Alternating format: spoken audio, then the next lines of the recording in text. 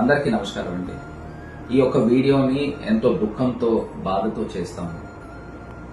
Doctor Priyanka ఇక ఈ లోకం వదిలి వెళ్లిపోవడం జరిగింది. ఈ ప్రభుత్వం యొక్క నిర్లక్ష్య వైఖరి ఎంత దారుణంగా ఉందో ఈ రోజు ఉదయం వారి తండ్రి రాజమండ్రి ప్రకాష్ నగర్ పోలీస్ స్టేషన్ ముందు ప్రెస్ మీట్ పెట్టి మరీ చెప్పారు.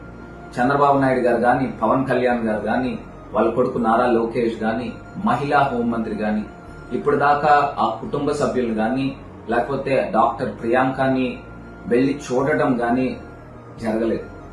ఎంత దారుణమైన ఘటన. ఇది కాకుండా కనీసము ఆర్థిక సహాయం కిందని కూడా హాస్పిటల్ ఖర్చుల నిమిత్తం కూడా కనీసం ₹1 కూడా ఈ గవర్నమెంట్ వెచ్చించడం జరగదు.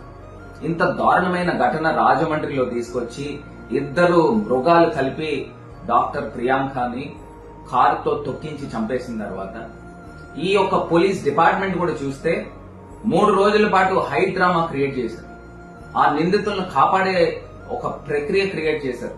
దీన్ని కేవలం ఒక సింపుల్ యాక్సిడెంట్ కింద క్రియేట్ చేసి ఆ అక్యూజ్డ్ ని గైడ్ కాలేజ్ ఇంజనీరింగ్ స్టూడెంట్స్ కింద చిత్రీకరించే కార్యక్రమం చేశారు. ఒక పోలీస్ సిఐ ఇంత అటెంప్ట్ చేయగలుగుతాడా అని అడుగుతా ఉన్నా. దీని వెనకాల అదృశ్య శక్తులు, దుష్ట శక్తులు ఎవరున్నారు? ఎవరు మెప్పు కోసం ఈ సీఏ చేశాడు? అసలు ఎన్ని సూట్ కేసులు మారిని అక్యూజ్ ని కాపాడడానికి? ఇంత దారుణమైన ఘటన మేము వెలుగులో తీసుకొచ్చిన తర్వాత పోలీసులు కంగారు పడి సెక్షన్స్ మార్చి 308 కట్టారు. అయినప్పటికీ కూడా అది సరిపోదు.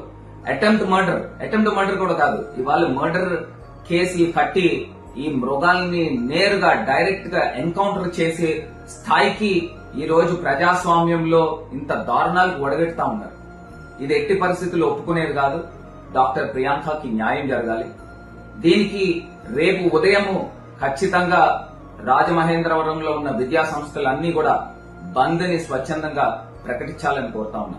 ఇది రాజకీయాలకు అతీతంగా మళ్లీ ఇంకొక ప్రియాంకకి ఇలాంటి ఘటన జరగకుండా ఉండే విధంగా ప్రభుత్వాలు కూడా మేల్కొనే విధంగా చేయాలని పిలుపునిస్తా ఉన్నా.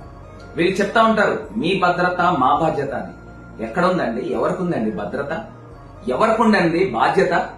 ఇవాళ ఏ రకంగా లేకోకుండా ఇవాళ కేవలం ఒక డైలాగులకు పరిమితమయ్యారు తప్పితే ఈ ప్రభుత్వము ఈ రోజున కార్యరూపంలో ఎక్కడా కూడా జరగట్లేదు. ప్రియాంక తండ్రి ఇవాళ వచ్చి ఆయన యొక్క ఆవేదన వెళ్లగక్కున్నారు. ఈ ప్రభుత్వం నైతిక బాధ్యత వహించి ఇమీడియట్ గా ప్రియాంకకి న్యాయం చేసే విధంగా, ఆ యొక్క దోషులకి కఠినాతి కఠినమైన శిక్షలు పడే విధంగా ఈ ప్రభుత్వం వ్యవహరించాలని మేము డిమాండ్ చేస్తా ఉన్నాము. ఖచ్చితంగా జగన్మోహన్ రెడ్డి గారు కూడా